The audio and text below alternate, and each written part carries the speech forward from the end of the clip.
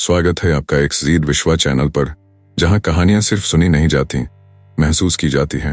हर video एक नई सोच, हर कहानी एक नई सीख। तो जुड़िए हमारे साथ और सब्सक्राइब करें इस अनोखे सफर पर, क्योंकि यहाँ हर पल खास है, सिर्फ आपके लिए। मैशिला नगरी में वीरभद्र नाम का राजा राज्य करता था। वह बड़ा दयालु तथा दानी था। सब तरफ उसका गुणगान हुआ करता था। वह प्रजा के दुख सुख का ध्यान रखता था, इसलिए प्रजा उससे बहुत खुश थी। 4 वर्ष पश्चात राजा वीरभद्र के यहाँ एक पुत्र का जन्म हुआ, जिसका नाम चंद्रसेन रखा गया। परंतु पुत्र को जन्म देने के बाद महारानी के नेत्रों की ज्योति चली गई थी। राजा को इस बात का दुख था। धीरे धीरे राजकुमार चंद्रसेन बड़ा होने लगा। चंद्रसेन बड़ा ही तेजस्वी, बुद्धिमान तथा वीर था। वह तलवारबाजी में भी निपुण हो चुका था। उसे तलवारबाजी में हराने वाला कोई था। वीरभद्र अपने पुत्र की वीरता देख मन ही मन बड़े प्रसन्न थे। एक दिन एक साधु राजा के पास आया और बोला, नीलगिरी पहाड़ की चोटी पर नीले वन में एक नीला गुलाब है, जिसके चारों ओर सरपराज का पहरा रहता है। अगर उस नीले गुलाब का रस महारानी को पिलाया जाए तो उनकी आंखों की ज्योति लौट आएगी। नीलगिरी पहाड़ 7 समुद्र पार उत्तर की तरफ एक भयानक जंगल को पार करने के बाद आता है। राजा को जो थोड़ी सी आशा हुई थी वह भी जाती रही, क्योंकि अब उनमें इतनी सामर्थ्य नहीं थी कि वे इतना लंबा एवं भयानक सफर तय करके नीले गुलाब को ला सकते। नहीं किसी और में इतना साहस था। तब राजकुमार चंद्रसेन ने नीले गुलाब को लाने की इच्छा पिता राजा वीरभद्र के सामने प्रकट की। राजा अपने पुत्र की इच्छा सुनकर व्याकुल हो उठे, क्योंकि वह उनके कुल का एकमात्र दीपक था। परंतु राजकुमार के बहुत जिद करने पर आखिरकार राजा को आज्ञा देनी ही पड़ी। राजकुमार अपने साथ आवश्यक सामान लेकर अपनी यात्रा पर निकल पड़ा। वह घोड़े पर सवार था। अश्व द्रुत गति से अपनी मंजिल की तरफ बढ़ रहा था। मार्ग में बरगद के एक वृक्ष के नीचे एक साधु बैठा था। साधु ने राजकुमार को रुकने को कहा तो राजकुमार रुक गया। साधु बोला, बेटा, तुम वापस लौट जाओ। जिस राह पर तुम जा रहे हो उसमें कांटे ही कांटे हैं। परंतु राजकुमार ने इनकार कर दिया। साधु बोला, अगर तुम अब भी जाना चाहते हो तो जाओ, परंतु कुछ चीज मैं तुम्हें देता हूं जो मार्ग में मुसीबत के समय तुम्हारी सहायता करेगी। यह कहकर साधु ने उसे एक ताबीज दिया और बताया कि इसे अपने गले में बांध लो। इसके बांधने से तुम्हारी शक्ति 50 गुना बढ़ जाएगी। दोस्तों, हमारे वीडियो को लास्ट तक जरूर देखें, क्योंकि अंत में आपके लिए एक खास संदेश है। अगर आपको वीडियो पसंद आए तो लाइक करें। फिर एक डंडा राजकुमार को देते हुए साधु बोला, बेटा, यह जादू का डंडा है। इससे तुम जो कहोगे यह वही करेगा। और फिर जादू के बालों का गुच्छा राजकुमार चंद्रसेन के हाथ में देता हुआ साधु पुनः बोला, जब भी तुम्हें किसी अन्य सहायता की जरूरत हो तो तुम इसमें से एक बाल जला देना। तुम्हारे सामने दाढ़ी वाला एक बौना प्रकट होगा। उससे तुम जो कहोगे करेगा, परंतु इन बालों का उपयोग अति आवश्यकता पड़ने पर करना, क्योंकि ये गिनती के 4 बाल हैं। यह कहकर साधु ने राजकुमार को आशीर्वाद दिया। राजकुमार ने वह ताबीज अपने गले में बांध लिया। राजकुमार फिर अपनी यात्रा पर चल पड़ा। घोड़ा द्रुत गति से भागा जा रहा था। इसी प्रकार चलते चलते 2 दिन बीत गए। अब राजकुमार ऐसे स्थान पर था जहां दूर दूर तक रेत फैली हुई थी। राजकुमार और घोड़ा दोनों थक चुके थे। घोड़े के मुंह से झाग निकलने लगे थे। राजकुमार की भूख और प्यास बढ़ती ही जा रही थी। आखिर राजकुमार भूख और प्यास से इतना व्याकुल हो उठा कि घोड़े की पीठ पर ही लेट गया था। थकान के बावजूद घोड़ा अपने सवार की हालत को समझ दौड़ा जा रहा था। अचानक राजकुमार को जादुई बाल का ख्याल आया और उसने एक बाल निकालकर जला दिया। बाल के जलते ही 2 फीट का एक बौना प्रकट हुआ, जिसकी दाढ़ी पैरों तक लटक रही थी। वह सिर झुकाकर बोला, क्या आज्ञा है राजकुमार। राजकुमार ने उसे अपने एवं घोड़े के लिए भोजन पानी का प्रबंध करने के लिए कहा। थोड़ी ही देर में तरह तरह के स्वादिष्ट भोजन उसके सामने थे। दोनों ने पेट भर भोजन किया और पानी पिया। फिर कुछ भोजन पानी साथ लेकर राजकुमार अपनी यात्रा पर चल पड़ा और समुद्र के किनारे जा पहुंचा। अब उसके सामने समस्या यह थी कि समुद्र पार कैसे करे। अभी उसे 6 समुद्र और पार करने थे। उसने घोड़े को वहीं छोड़ा और डंडे पर बैठ गया, क्योंकि अचानक उसके मन में जादू के डंडे का ख्याल आ गया था। फिर डंडे से बोला कि 7 समुद्र पार ले चलो। डंडा जोर से हिला और फिर धीरे धीरे ऊपर उड़ने लगा। राजकुमार ने डंडे को कसकर से पकड़ रखा था। राजकुमार ने थोड़ी ही देर में देखा कि वह 4 समुद्र पार कर चुका है। फिर वह 7 समुद्र पार कर गया। अब वह वन के समीप था। उसने देखा डंडा नीचे उतर रहा है। उसने डंडे से कहा, नीचे क्यों उतर रहे हो, मुझे पश्चिमी पहाड़ पर ले चलो। डंडे से आवाज आई, राजकुमार, मैं आपकी आज्ञा का गुलाम हूँ, परंतु यहाँ मेरी शक्ति कम होती जा रही है, क्योंकि इस जंगल में एक जादूगर रहता है जिसने इस वन में अपने जादू का जाल बिछा रखा है और कोई भी इस वन के ऊपर से नहीं जा सकता। डंडा पृथ्वी पर उतर आया। राजकुमार डंडे को हाथ में लेकर आगे बढ़ा और वन में प्रवेश कर गया। उसके हाथ में डंडा था और कमर में तलवार लटक रही थी। तभी उसने साए साए की आवाज सुनी। उसे ऐसा लगा जैसे कोई अपनी तरफ खींच रहा है, परंतु तावीज होने की वजह से उसके अंदर असीम शक्ति आ गई थी। उसने शक्ति जुटाकर अपने को रोका और उस तरफ बढ़ने लगा जिस तरफ से साए साए की आवाज आ रही थी। आगे जाकर उसने देखा कि एक अजगर अपना मुंह खोले उसे अपनी तरफ खींच रहा है। उसने अपनी तलवार हाथ में ले ली। वह संभलने की कोशिश कर रहा था, परंतु अजगर की तरफ बढ़ने से अपने को न रोक सका और अजगर ने उसे निगल लिया। अब वह अजगर के पेट के अंदर था। राजकुमार को सांस लेने में कठिनाई हो रही थी। तब अजगर के पेट का एक नरम हिस्सा देखकर राजकुमार ने उसमें तलवार घुसेड़ दी और पेट फाड़कर बाहर आ गया। उसने देखा अजगर का रूप धीरे धीरे गायब हो गया और अब वहां एक आदमी पड़ा तड़प रहा था। वह बोला, राजकुमार, यहाँ जो जादूगर रहता है वह बड़ा दुष्ट है। मैं भी उन अभागों में से हूँ जो उसका शिकार बने हैं। जादूगर को मारने का एक ही तरीका है कि उसकी चुटिया को काट दिया जाए। यह कहकर वह आदमी मर गया। राजकुमार आगे बढ़ने लगा। रात काफी हो चुकी थी, लेकिन वह चलता चला जा रहा था। तभी उसको एक गुफा दिखाई दी। वह उस गुफा में घुस गया और रात वहीं व्यतीत करने का निश्चय किया। अभी वह गुफा के अंदर कुछ ही दूर गया था कि उसे कह कहे की आवाज सुनाई दी। राजकुमार आवाज की तरफ बढ़ने लगा। सामने ही दीवार में उसे एक दरार दिखाई दी। उसने दरार में झांक कर देखा। एक देव जैसा आदमी सामने खड़ा था जिसकी गंजी खोपड़ी चमक रही थी। वह जादूगर था।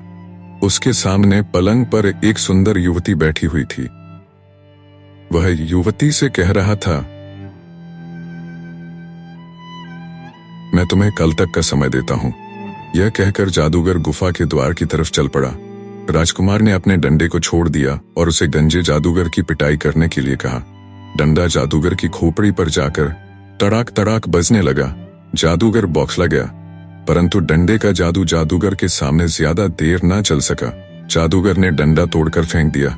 फिर वह द्वार की तरफ बढ़ा। राजकुमार पहले से ही दरवाजे पर खड़ा था। जैसे ही जादूगर सामने से गुजरा, उसने अपनी तलवार का वार जादूगर की चोटी पर किया। चोटी के साथ खोपड़ी का कुछ भाग भी जमीन पर कटकर गिरा और जादूगर भयंकर आवाज करता हुआ गिर पड़ा। राजकुमार गुफा के अंदर पहुंच गया। युवती राजकुमार को देखते ही प्रसन्न हो उठी। राजकुमार ने जादूगर को मार दिया था, इसलिए सब कुछ अपनी पूर्व अवस्था में आ गया था। सभी राजकुमार के कृतज्ञ थे, परंतु राजकुमार ने उन्हें बताया कि उसे नीलगिरी पहाड़ से नीला गुलाब लाना है। सो वह फिर आगे चल पड़ा।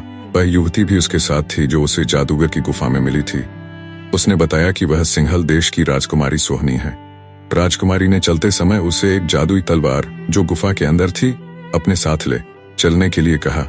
राजकुमार चंद्रसेन ने वह तलवार भी अपने साथ ले ली। चढ़ाई बहुत कठिन थी, फिर भी वे आगे बढ़ते रहे। आखिर वे थक गए।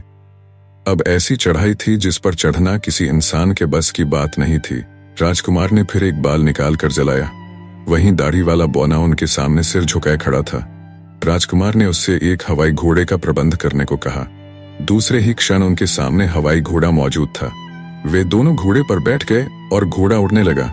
घोड़ा उन्हें नीलगिरी पहाड़ के नीले वन तक ले गया। घोड़े को उन्होंने वहीं छोड़ दिया और वन के अंदर घुस गए। यह वन पहले से भी ज्यादा भयानक था। चलते चलते रात हो गई। कुछ दूरी पर उन्हें एक गुफा दिखाई दी। वे गुफा की तरफ बढ़े और उसमें प्रवेश कर गए, परंतु अभी थोड़ी ही दूर चले थे कि उन्होंने अनुभव किया कि उनके नीचे की जमीन हिल रही है। ध्यान से देखने पर उन्हें पता चला कि जिस स्थान पर वे खड़े हैं वह पृथ्वी नहीं थी, बल्कि किसी जानवर की पीठ थी जो गुफा के अंदर आराम कर रहा था। राजकुमार राजकुमारी को लेकर गुफा से बाहर आ गया। वे जंगल में आगे बढ़ते जा रहे थे। तभी उन्हें दूर कहीं से शोर सुनाई दिया। उन्होंने देखा कि एक राक्षस वृक्षों को तोड़ता भयंकर आवाज करता उन्हीं की तरफ आ रहा है। उसकी केवल एक आंख थी जो माथे के बीच में थी। सिर में 2 सींग नजर आ रहे थे और 2 नुकीले दांत बाहर की तरफ निकले हुए थे। राजकुमार भी मुकाबले के लिए तैयार हो गया। उसके हाथ में जादू की तलवार थी। राजकुमारी भय के कारण बेहोश हो जमीन पर लुढ़क गई थी। राक्षस ने राजकुमार को देखकर अट्टहास किया और बोला, बड़े दिनों बाद मनुष्य का मांस मिला है। हाँ हाँ हाँ हाँ हाँ, अब तू मेरे हाथ से नहीं बच सकता। हाँ हाँ हाँ हाँ। यह कहकर राक्षस ने अपना एक हाथ राजकुमार की तरफ बढ़ाया। उसकी लाल आंख बड़ी तेजी से चमक रही थी। जैसे ही राक्षस ने अपना हाथ बढ़ाया, राजकुमार ने तलवार का भरपूर वार राक्षस के हाथ पर किया। जादू की तलवार थी। एक ही वार में राक्षस का हाथ कटकर जमीन पर गिर गया। राक्षस बड़ी जोर से गरजा, फिर आंधी तूफान की तरफ राजकुमार की तरफ बढ़ा। फिर अचानक उसकी नजर बेहोश पड़ी राजकुमारी पर पड़ी। राक्षस ने ललचाई आंखों से राजकुमारी को देखा। उसने झट से राजकुमारी को अपने हाथ में उठा लिया और मुड़कर चल दिया। राजकुमार उसके पीछे पीछे भागा, परंतु राक्षस गायब हो चुका था। बहुत खोजने पर भी राजकुमार को राक्षस का पता नहीं चला। राजकुमार चंद्रसेन आगे बढ़ता जा रहा था। तभी उसको सुगंधित वायु का आभास हुआ।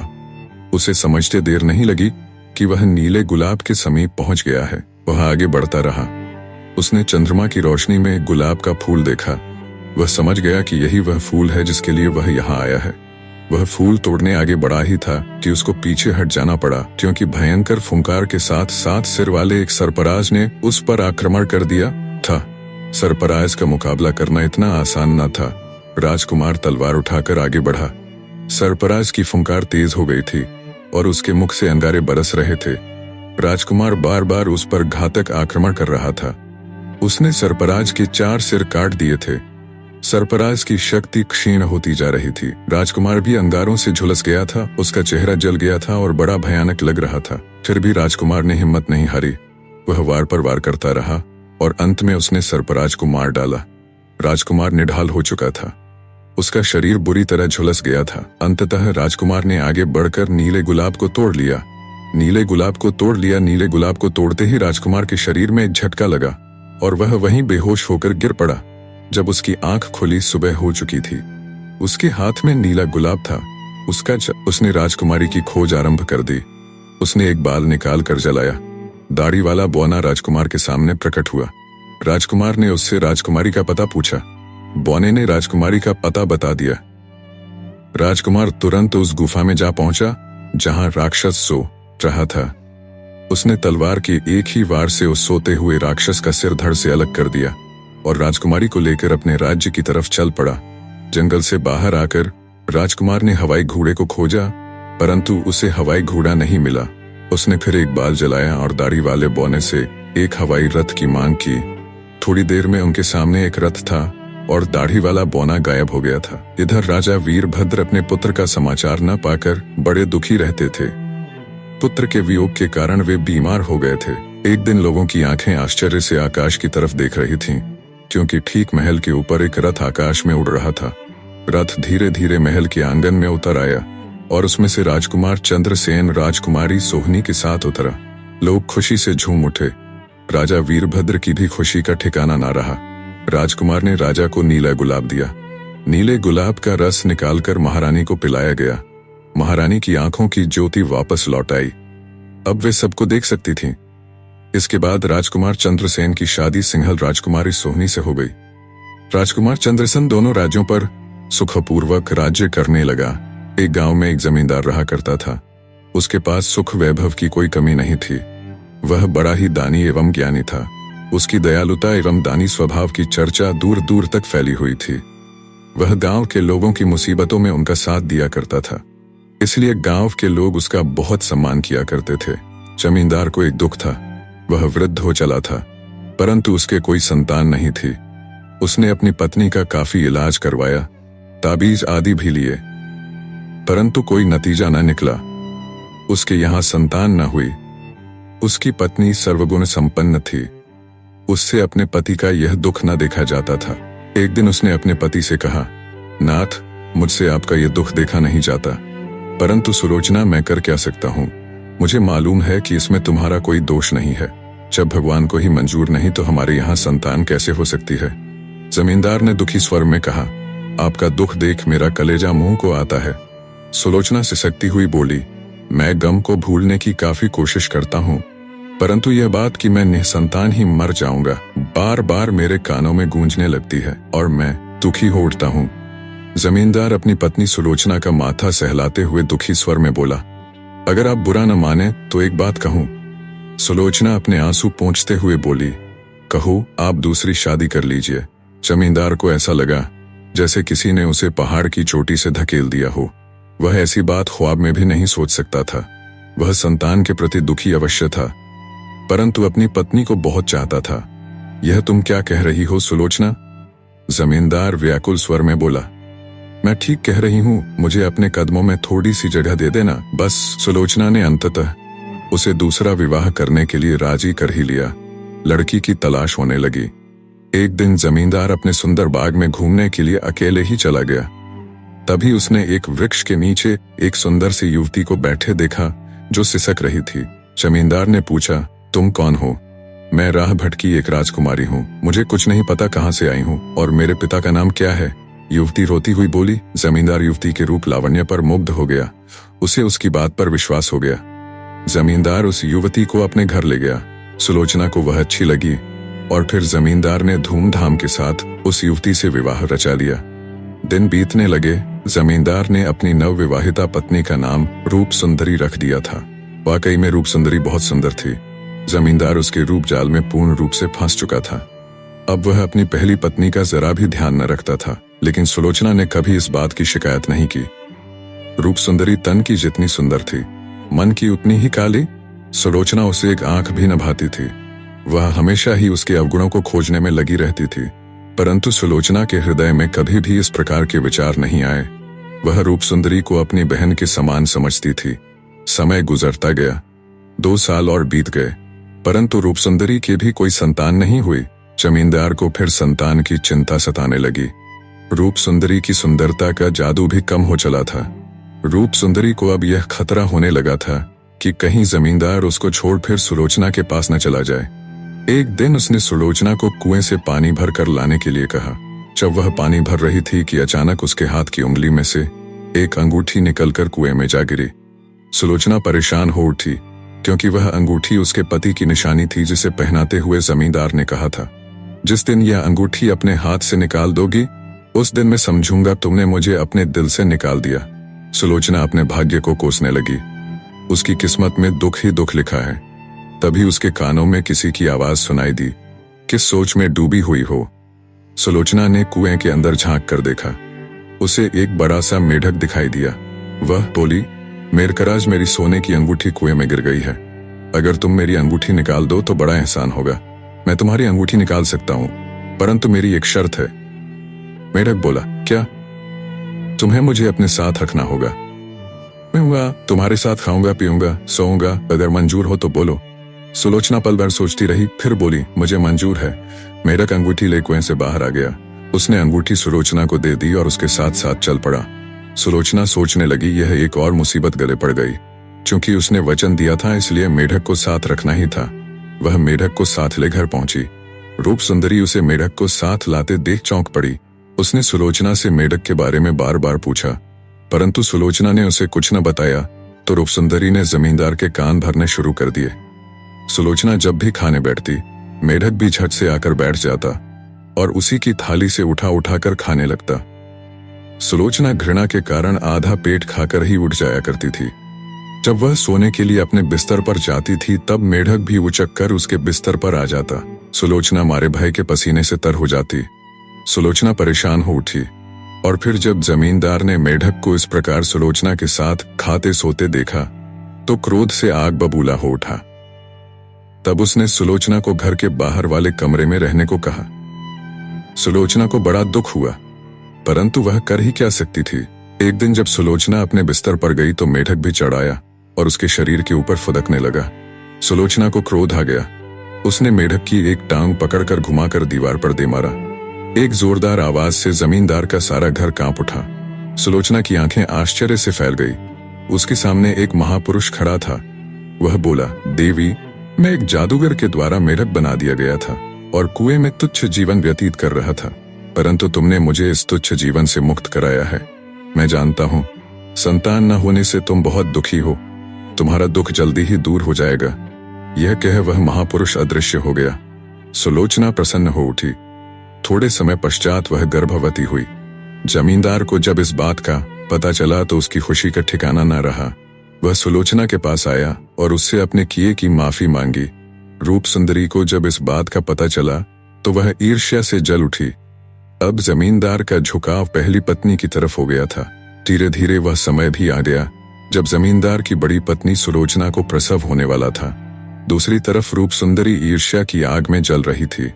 जब सुलोचना ने एक कन्या को जन्म दिया तो उसने बच्चे को हटा उसके स्थान पर एक मेढक का बच्चा रख दिया और बच्चे को एक बक्से में बंद कर नदी में बहा दिया। जब जमींदार को यह पता चला कि सुलोचना ने एक मेढक को जन्म दिया है तो वह दुखी हो उठा।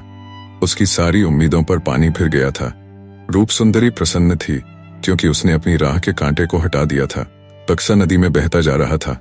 तभी एक बड़ी सी चील ने उस बक्से को देखा।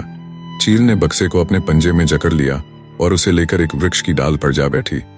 उस बक्से में से बच्चे के रोने की आवाज सुनाई दे रही थी। उसने बच्चे को बक्से से निकाला और उड़ने लगी। उड़ते उड़ते वह दूर नदी के किनारे एक वृक्ष पर जा बैठी। चील ने एक बड़ा सा घोंसला बनाया और उसमें बच्चे को लिटा दिया। चील बच्चे को बहुत प्यार करने लगी थी। धीरे धीरे वह बच्ची युवती बन गई। उसके बाल सुनहरे एवं लंबे थे।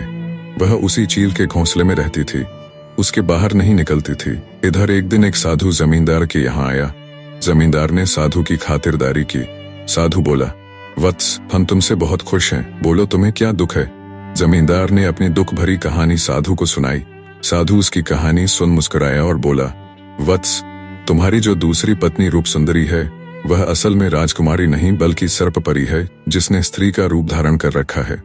उसके रहते तुम्हारा दुख दूर नहीं हो सकता। जमींदार आश्चर्य में पड़ गया। उसे साधु की बात पर विश्वास नहीं हो रहा था। पहले तुम्हें उससे छुटकारा पाना होगा। साधु बोला, मुझे विश्वास नहीं होता महाराज। जमींदार बोला, सब भेद का पता लग जाएगा अगर तुम मेरा कहा मानो। साधु बोला। फिर साधु ने जमींदार को कुछ समझाया। जमींदार ने वैसा ही किया। उसने भोज का प्रबंध करवाया जिसमें 2 प्रकार का भोजन बनवाया। एक भोजन में मिर्च मसाला बहुत तेज था, दूसरे में कम मसाले वाले भोजन को जमींदार खा गया और ज्यादा मिर्च मसाले वाला भोजन रूप सुंदरी के हिस्से में आया। रूप सुंदरी ने वह भोजन खा लिया क्योंकि उसे डर था कि कहीं जमींदार को उस पर संदेह न हो जाए। रात के समय जमींदार ने सारे दरवाजे व खिड़कियां बंद कर दिए और अपने बिस्तर पर लेट गया। आधी रात के बाद रूप सुंदरी को प्यास लगी। वह जाग गई। उसने देखा जमींदार गहरी निद्रा में मगन है। उसने अपना शरीर सर्प में परिवर्तित कर लिया और दरवाजे के छेद से कमरे के बाहर निकल गई। जमींदार सजग था। वह तो सोने का बहाना करके लेटा हुआ था। उसने जब रूप सुंदरी को सर्प के रूप में देखा तो भय से कांप उठा। वह झटपट खड़ा हो गया और दरवाजा खोल उसके पीछे पीछे चल दिया। उसने देखा वह रास्ते भर पानी पीती चली जा रही थी, परंतु तब भी उसकी प्यास नहीं बुझी। वह पास की नदी में पहुंच गई और उस नदी के शीतल जल से स्नान कर जी भरकर पानी पिया। उसकी प्यास बुझ गई थी। जमींदार ने सारा दृश्य अपनी आंखों से देखा और चुपचाप अपने बिस्तर पर आकर लेट गया। थोड़ी ही देर बाद वह उसी छेद से कमरे में आई। उसने फिर अपना रूप परिवर्तित किया। अब वह फिर रूप सुंदरी के रूप में थी। वह अपने बिस्तर पर लेट गई। दूसरे दिन जमींदार ने रात की सारी घटना ज्यों की त्यों साधु को बतला दी। साधु मुस्कुराया और बोला, अब तो तुम्हें मेरी बात पर विश्वास हो गया। जी हाँ महाराज। जमींदार बोला, अब इस सुंदरी से छुटकारा पाने का उपाय भी बतला दीजिए। साधु ने जमींदार को रूप सुंदरी से छुटकारा दिलाने का उपाय बताया। जमींदार उसी दिन रूप सुंदरी को अग्निकुंड दिखाने ले गया। वहां उसने रूप सुंदरी को अग्निकुंड में उठाकर फेंक दिया। रूप सुंदरी आग में जलकर भस्म हो गई। अब जमींदार के मन को शांति मिल गई थी। वह साधु के पास जाकर बोला, महाराज, आपकी कृपा से मैंने सर्प सुंदरी से छुटकारा पा लिया है। बेटा, अब तुम मेरी बात ध्यान से सुनो। साधु बोला, तुम्हारी पहली पत्नी सुलोचना ने मेढक को नहीं बल्कि एक कन्या को जन्म दिया था। क्या? जीनदार आश्चर्य से बोला, बेटा, मैं जो कुछ भी कह रहा हूँ सत्य कह रहा हूँ। साधु गंभीर स्वर में बोला, तुम्हारी कन्या को हटा उसके स्थान पर मेढक रख दिया गया था और कन्या को एक बक्से में बंद करके नदी में बहा दिया गया और यह नीच कार्य तुम्हारी सरपत्नी रूप सुंदरी ने किया था। साधु इतना कह चुप हो गया। अब वह कन्या कहाँ है? जमींदार व्याकुल स्वर में बोला, उसे एक चील उठाकर ले गई थी। उसने उसे पाल पोस कर बड़ा किया है। उस चील का घोंसला यहाँ से कोई 20 मील दूर नदी के किनारे एक बरगद के वृक्ष पर है, जहां पर वह आराम से रह रही है। साधु बोला। जमींदार की खुशी का ठिकाना न था। तभी साधु बोला, उसी चील के घोंसले में चील का एक बच्चा भी है जो अब जवान हो चुका है। चील श्राप के कारण चील का रूप लिए है वह एक राज्य की महारानी थी जिसे एक जादूगरनी ने तबाह कर दिया और महारानी को चील बना दिया। उसका वह बच्चा राजकुमार है, किंतु दोनों में से एक ही श्राप मुक्त हो सकता है। तुम चील के बच्चे की आंख में राजकुमारी की अंगुली के खून की 3 बूंदें डाल देना, वह राजकुमार के रूप में आ जाएगा। तुम उससे अपनी लड़की का विवाह कर दोनों को अपने साथ रखना, तुम्हारा कल्याण होगा। इतना कहकर साधु वहां से चला गया। जमींदार ने वैसा ही किया जैसा साधु ने कहा था। उसने अपनी लड़की की शादी राजकुमार से कर दी और दोनों को अपने पास ही रख लिया। चील भी जमींदार के घर की छत पर रहने लगी। सुलोचना भी अपने पति और लड़की का प्यार पानिहाल हो गई। बहुत पुरानी बात है, शिथिला नगरी में दुपत नाम का राजा राज्य करता था। उसकी पत्नी बड़ी सुंदर एवं गुणवती थी। राजा भी अपनी पत्नी को बहुत चाहता था। उनकी एक लड़की भी थी जिसका नाम था सुभद्रा। जैसे जैसे वह बड़ी हो रही थी, उसके अंदर उसकी माता के गुण उत्पन्न होने लगे थे। राजकुमारी सुभद्रा को भी नई नई वस्तुओं का शौक था। एक दिन उसने अपने पिता से कहा, पिताजी, मुझे पक्षियों के समान बड़े बड़े पंख चाहिए जिन्हें लगाकर मैं आसमान में उड़ सकूं। राजा अपनी पुत्री की इस फरमाइश पर बड़ा चकराया, परंतु पुत्री की इच्छा की पूर्ति तो करनी ही थी। उसने देश भर में ऐलान करा दिया कि जो व्यक्ति राजकुमारी के लिए ऐसे पंख लाएगा जिसको लगाकर वह आकाश में उड़ सके, तो उसे मुहमांगा धन इनाम में दिया जाएगा। देश भर में राजा की इस विचित्र घोषणा की चर्चा थी। उसी राज्य के एक गांव में दीनबंधु नाम का एक किसान रहा करता था। उसका एक लड़का था जिसका नाम धर्मबंधु था। धर्मबंधु था तो बुद्धिमान, परंतु कोई काम काज नहीं किया करता था। उसका पिता भी अपने पुत्र से बड़ा परेशान था। एक दिन वह बोला, बेटा, क्या तूने राजा की घोषणा सुनी है? हाँ पिताजी, सुनी है, धर्मबंधु बोला।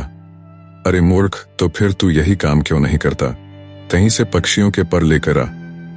राजा बहुत सारा धन इनाम में देंगे, हमारी गरीबी हमेशा के लिए दूर हो जाएगी।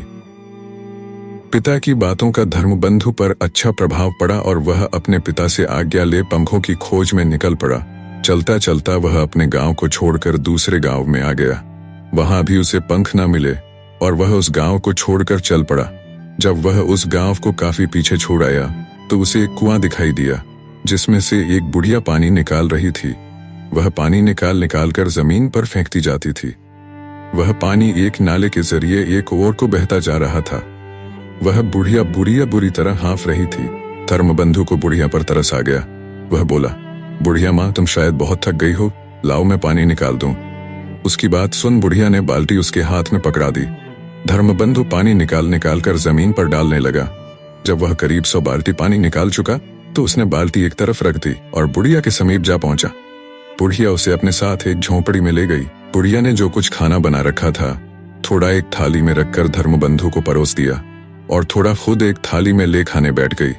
खाते खाते धर्मबंधु ने पूछा, बुढ़िया माँ, तुम इतना परिश्रम करके पानी निकालती हो और फिर उसे इस प्रकार जमीन पर क्यों बहा देती हो? धर्मबंधु की बात सुन थोड़ी देर तो बुढ़िया चुप रही, फिर एक लंबी सांस लेकर बोली, बेटा, मैं खेतों की सिंचाई के लिए पानी निकाल रही थी। खेतों की सिंचाई के लिए? परंतु मुझे तो यहाँ पर कोई खेत नजर नहीं आ रहा। धर्मबंधु आश्चर्य से बोला, बेटा, वह खेत यहाँ से 3 कोस दूर एक किले के अंदर है। वह जो नाला तुमने देखा है वह उस किले तक जाता है। यह किला कभी मेरा था, परंतु अब एक दुष्ट जादूगर ने वहां पर अपना कब्जा जमा रखा है। उसने मेरे जादू को तोड़ डाला और किले पर अपना अधिकार जमा लिया। मुझे किले से बाहर निकालकर यह पानी निकालने का काम सौंप दिया है। मेरा पुत्र भी उसी की कैद में है। खैर छोड़ो, तुम बताओ कि कहाँ जा रहे हो? बुढ़िया इतना कह चुप हो गई। बूढ़ी माँ, मैं ऐसे पंखों की तलाश में जा रहा हूँ जिसको लगाकर मनुष्य भी आकाश में उड़ सके। धर्मबंधु बोला, तुम उन पंखों का क्या करोगे? बुढ़िया ने पूछा, मैं वे पंख राजा द्रुपद को दूंगा तो वे मुझे काफी सारा धन इनाम में देंगे और हमारी गरीबी हमेशा के लिए दूर हो जाएगी। वह बोला, तो फिर मैं तुम्हारी इस कठिनाई को दूर कर सकती हूँ। मैं तुम्हें एक ऐसा वृक्ष बताऊंगी, अगर तुम उसके पत्तों के पंख बना लो तो आदमी उसे लगाकर आकाश में पक्षियों के समान उड़ सकता है। बुढ़िया बोली, बुढ़िया माई, वह वृक्ष कहाँ पर है? मुझे जल्दी बताओ। धर्मबंधु बोला, इसके लिए तुम्हें मेरा एक काम करना होगा। बुढ़िया बोली, मैं बूढ़ी हो चुकी हूँ, मुझ में इतना साहस व शक्ति नहीं है कि मैं उस दुष्ट जादूगर से टक्कर ले सकूं। इसलिए तुम्हें उस जादूगर को समाप्त कर मेरे पुत्र को उसकी कैद से आजाद कराना होगा। धर्मबंधु बुढ़िया की इस शर्त को सुन हताश सा हो गया। वह सोचने लगा कि वह कैसे एक जादूगर का मुकाबला कर सकता है, परंतु फिर भी वह बुढ़िया से किले का पता पूछ नाले के किनारे किनारे चल पड़ा। काफी दूर चलने के बाद वह एक वृक्ष के नीचे बैठ गया और अपनी पोटली में से बचा खुचा खाना निकाल कर खाने लगा। अभी वह भोजन कर ही रहा था कि एक बड़ा सा बिच्छू वृक्ष से उसके सामने आकर गिरा। उसने बिच्छू को कुछ न कहा। अपने खाने में से कुछ खाना उसने बिच्छू को भी खिलाया। थोड़ी ही देर में बिच्छू उससे घुल मिल गया। बिच्छू बोला, भाई, तुमने मेरी सहायता की, इस एहसान का बदला मैं जिंदगी भर नहीं चुका सकता। अगर तुम बुरा न मानो तो मुझे भी अपने साथ रख लो, कभी न कभी तुम्हारे काम आऊंगा। धर्मबंधु बिच्छू को मनुष्य की बोली में बोलता देख आश्चर्य में पड़ गया और उसे अपने साथ लेकर चल पड़ा। चलते चलते शाम हो गई। उसे अब एक किला दिखाई देने लगा था। वह आगे बढ़ता गया। अंधेरा होते होते वह किले के द्वार पर पहुंच गया। उसने द्वार खटखटाया, परंतु किसी ने भी द्वार न खोला। तभी उसकी नजर द्वार के ऊपर लटक रहे एक घंटे पर पड़ी। उसने घंटे को बजा दिया। घंटा बजते ही द्वार अपने आप खुल गया। वह अंदर घुस गया। उसे कोई भी दिखाई नहीं दे रहा था। उसने देखा कि किले के अंदर कई पत्थर की मूर्तियां खड़ी हुई हैं। वह आगे बढ़ता गया। मन ही मन वह डर भी रहा था। वह सोच रहा था कि वह जादूगर का किस प्रकार मुकाबला करेगा। तभी उसे सामने एक महल सा दिखाई दिया। वह उसमें घुस गया। अंदर घुसते ही नीचे जाने के लिए सीढ़ियां थीं। धर्मबंधु सीढ़ियां उतरने लगा। नीचे पहुंचकर उसने देखा कि यह एक बहुत बड़ा तहखाना है। वह अंदर घुस गया और आगे बढ़ने लगा। अब वह खुले आसमान के नीचे था। सामने समुद्र हिलोरे मार रहा था। वह समुद्र के किनारे घूमने लगा। तभी वह चट्टान के पास ही खड़ा हुआ था कि केकड़े के समान एक विशाल भयानक जीव ने उसे अपने बंधन में जकड़ लिया। धर्मबंधु उस जीव का विकराल भयंकर मुख देख अपनी चेतना खो बैठा। जब उसको होश आया तो उसने अपने आप को एक गुफा में पाया, जहां पर सड़े मांस की दुर्गंध फैली हुई थी। उसे अपना दम घुटता हुआ महसूस होने लगा। वहां पर मनुष्यों के अस्थिपंजर भी जगह जगह पड़े हुए थे, जिन्हें देखकर धर्मबंधु की कंपकंपी छूटने लगी। वह वहां से भागने का मार्ग ढूंढने लगा। वह काफी आगे उस गुफा में बढ़ गया। तभी उसे गुफा में रोशनी की झलक दिखाई दी। वह सोचने लगा, शायद दिन निकल आया है और उस तरफ से सूर्य की रोशनी गुफा के अंदर आ रही है। वह प्रसन्न हो उठा और तीव्र गति से उसी तरफ बढ़ने लगा। फिर वह उस स्थान पर पहुंच गया जहां पर रोशनी दिखाई दे रही थी। तभी उसकी आंखें आश्चर्य के मारे खुली की खुली रह गई। वहां पर हीरे जवाहरातों का अंबार लगा हुआ था और गुफा उन हीरों में से फूट रही किरणों से रोशन हो रही थी। वह वहां आने का कारण भूल गया और धन बटोरने की इच्छा से आगे बढ़ा। परंतु तभी उसे जैसे किसी ने चेतावनी दी, भाई, यह क्या कर रहे हो? क्यों व्यर्थ अपने प्राण गंवाने के लिए अंदर जा रहे हो? देखो कितने विषधर सर्प अंदर लेटे हुए हैं, जो पग रखते ही तुमको डस लेंगे। धर्मबंधु ने चौंक कर इधर उधर देखा, परंतु उसे कोई भी नजर न आया। वह समझ गया कि चेतावनी देने वाला वह बिच्छू ही है, जो उसकी जेब से सिर बाहर निकाले बैठा था। उसने देखा वास्तव में ही वहां कई विषधर लेटे हुए थे। मौत के भय से वह चुपचाप वहां से लौटने लगा। तभी एक भयानक कहा उस गुफा में गूंज उठा, हाँ हाँ हाँ हाँ, तुम भी बच नहीं सकते मूर्ख। ये जो सर्प तुमने खजाने में देखे, वे मेरे सेवक हैं जो खजाने की रक्षा करते हैं। सूर्य अस्त होने के बाद ये सर्प रूप में परिवर्तित हो जाते हैं। बेशक तुमने खजाने के अंदर न जाकर और थोड़ी देर के लिए अपना जीवन बचा लिया है, परंतु तुमको भी इन लोगों की तरह सड़ कर मरना होगा। हाँ हाँ, वह भयानक जीव जो तुम्हें यहाँ उठाकर लाया है, दिन के समय आकर तुम्हारे मांस का आहार करेगा और तुम्हारा अस्थिपंजर अन्य लोगों की तरह जो यहाँ आ गए थे पड़ा रहेगा। धर्मबंधु समझ गया कि यह वही जादूगर है जिसने बुढ़िया का जादू खत्म कर किले पर और उसकी अपार संपत्ति पर अपना हक जमा लिया है। अगर उसे पहले पता होता कि यह जादूगर इतना दुष्ट है तो वह भूल कर भी इस तरफ न आता। वह भगवान का नाम लेने लगा। उसने भय से अपनी आंखें मूंद लीं। 2 घंटे बीत गए। न जाने कब वह भय के कारण बेहोश हो गया। जब वह उठा तो दिन निकल चुका था, परंतु गुफा के अंदर अंधकार ही था। धर्मबंधु को दिन का आभास इसलिए हुआ क्योंकि सर्प अपना रूप बदल रहे थे। उनकी आकृति राक्षसों के समान होने लगी थी, परंतु अभी वे पूर्ण रूप से बदल भी न पाए थे कि कराह कर पृथ्वी पर गिर गए और तड़पने लगे। धर्मबंधु को इसका कारण समझ में न आया, परंतु वह खुश था क्योंकि अब उसे उन राक्षसों का भय नहीं था। तभी उसे कहीं दूर शोर सुनाई दिया। ऐसा लग रहा था जैसे कोई सिंह दहाड़ रहा हो। फिर एकदम शांति छा गई। धर्मबंधु आश्चर्य से इधर उधर देख रहा था। तभी उसने उस बिच्छू को गुफा में प्रवेश करते देखा। धर्मबंधु को पता न चल सका था कि वह बिच्छू कब उसकी जेब से निकलकर कहीं जा चुका है। बिच्छू के डंक में 6 इंच लंबा एक अंकुश फंसा हुआ था, जिसकी मूठ में लगा हीरा गुफा में रोशनी फैला रहा था। बिच्छू उसके समीप आया और बोला, अरे भाई, अब डरने की कोई बात नहीं है। मैंने उस राक्षस को उसके शयन कक्ष में सोते हुए काट लिया है। अब वह मर चुका है, उसका जादू भी खत्म हो गया है। यह है जादू का अंकुश, जिसके द्वारा जादूगर अपनी इच्छा के अनुसार कार्य करवाता है। यह अंकुश तुम रख लो, भविष्य में काम आएगा। बिच्छू की बात सुन धर्मबंधु हैरान रह गया। बिच्छू ने सारा काम कर डाला था। वह बिच्छू को अपनी जेब में रख गुफा से बाहर आ गया और किले के फाटक पर पहुंच गया। तभी बुढ़िया वहां आ पहुंची। धर्मबंधु ने किला उसे सौंपकर उस वृक्ष का पता पूछा, जिसके पत्तों द्वारा ऐसे पंख बनाए जा सकते हैं जिसको लगाकर कोई भी आकाश में उड़ सकता है। बुढ़िया को उसका पुत्र मिल गया। धर्मबंधु उस वृक्ष की तलाश में निकल पड़ा। उसने अंकुश को अपनी कमर में बांध लिया था। चलते चलते वह उसी वृक्ष के समीप पहुंच गया, जिसका पता उसने बुढ़िया से पूछा था। उसने वृक्ष के पत्ते तोड़े और पक्षी के पंखों के समान पंख बनाए। पंख बनाने के बाद उसने सोचा, इनकी सच्चाई भी जांच लेनी चाहिए। यह सोच उसने दोनों पंखों को अपने बगल में कसकर बांध लिया। जैसे ही उसने हाथ फैलाकर पंखों को चलाना शुरू किया, धीरे धीरे वह आकाश में उड़ने लगा। वह आकाश में उड़ता हुआ शिथिला राज्य के राजमहल के ऊपर पहुंच गया और चक्कर लगाने लगा। लोग आकाश की तरफ नजर उठाए इस चमत्कार को देख रहे थे। राजा रानी को भी सूचना मिली। वे भी इस आश्चर्यजनक उड़ान को देखने के लिए महल की छत पर पहुंच गए। धर्मबंधु राजमहल की छत पर उतर आया और राजा को उड़ने वाले पंख दे दिए। तब तक राजकुमारी भी छत पर पहुंच चुकी थी। उसने वे पंख राजा से लिए। राजा ने अपने गले का नीलमणि का हार धर्मबंधु को पुरस्कार स्वरूप दे दिया। तभी राजकुमारी ने वे पंख लगाए और आकाश में उड़ने लगी। सभी यह दृश्य देख रहे थे, परंतु तभी सब चौंक पड़े। बचाओ बचाओ! राजकुमारी की चीख वायुमंडल में गूंज उठी। वह उतरना चाहती थी, परंतु कोई अनजान शक्ति उसे दूर आकाश में खींचे लिए जा रही थी। सभी के माथे पर चिंता एवं परेशानी की रेखाएं खिंच गईं। राजकुमारी देखते ही देखते उनकी नजरों से ओझल हो चुकी थी। राजा धर्मबंधु से बोले, युवक, तुम वाकई में एक आश्चर्यजनक वस्तु लाए थे, परंतु न जाने हमारी पुत्री पर क्या संकट आन पड़ा है। अगर तुम हमारी पुत्री को ढूंढ लाओगे तो राजकुमारी का विवाह तुम्हारे साथ कर दिया जाएगा और मैं तुम्हें अपना आधा राजपाट भी सौंप दूंगा, और अगर तुम असफल लौटे तो तुम्हारा सिर धड़ से अलग कर दिया जाएगा।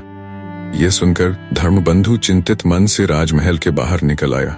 वह सोच रहा था कि वह कैसे और कहां राजकुमारी का पता लगाए। तभी बिच्छू बोला, भाई, इतने चिंतित क्यों होते हो? तुम्हारे पास जादू का अंकुश है, उसका लाभ क्यों नहीं उठाते? ये सुनते ही उसने अपनी कमर से अंकुश निकाल अपने हाथ में ले लिया और बोला, मुझे राजकुमारी जहां गई है वहां ले चलो। दूसरे ही क्षण वह आकाश में उड़ने लगा। थोड़े ही समय बाद वह उसी किले में था जो वह उस बुढ़िया को सौंप आया था। उसे राजकुमारी भी वहां पर दिखाई दी। बुढ़िया उस समय राजकुमारी के साथ अपने पुत्र का जबरदस्ती विवाह करवा रही थी। वह समझ गया बुढ़िया ही राजकुमारी को अपने जादू के जोर पर यहाँ खींच लाई है। उसे देखते ही बुढ़िया बोली, तुम यहाँ क्यों आए हो? मैं राजकुमारी को लेने आया हूँ। धर्मबंधु बोला, नहीं, तुम राजकुमारी को नहीं ले जा सकते। देखो बुढ़िया, उस समय क्योंकि मैंने तुम्हें वचन दिया था, इसलिए यह किला एवं यहाँ की सारी संपत्ति तुम्हें दे गया था, परंतु अब मैं तुम्हें तुम्हारी करनी का मजा चखाता हूँ। यह कह धर्मबंधु ने अंकुश सामने कर कहा, बुढ़िया को भस्म कर दो। दूसरे ही क्षण बुढ़िया और उसका पुत्र भस्म हो गए। धर्मबंधु ने किले पर अपना अधिकार कर लिया और राजकुमारी को ले शिथिला नगरी पहुंचा। राजा ने खुश होकर राजकुमारी का विवाह धर्मबंधु से कर उसे आधा राजपाट भी सौंप दिया। धर्मबंधु ने अपने पिता को भी उस किले में बुला लिया। किले को उसने अपनी राजधानी बनाया और फिर सुख एवं वैभव से राज्य करने लगा। अगर आपको ये कहानी पसंद आई हो तो हमारे चैनल को XZ विश्वा को सब्सक्राइब करें और इस प्रेरणादायक सफर को दूसरों के साथ भी साझा करें।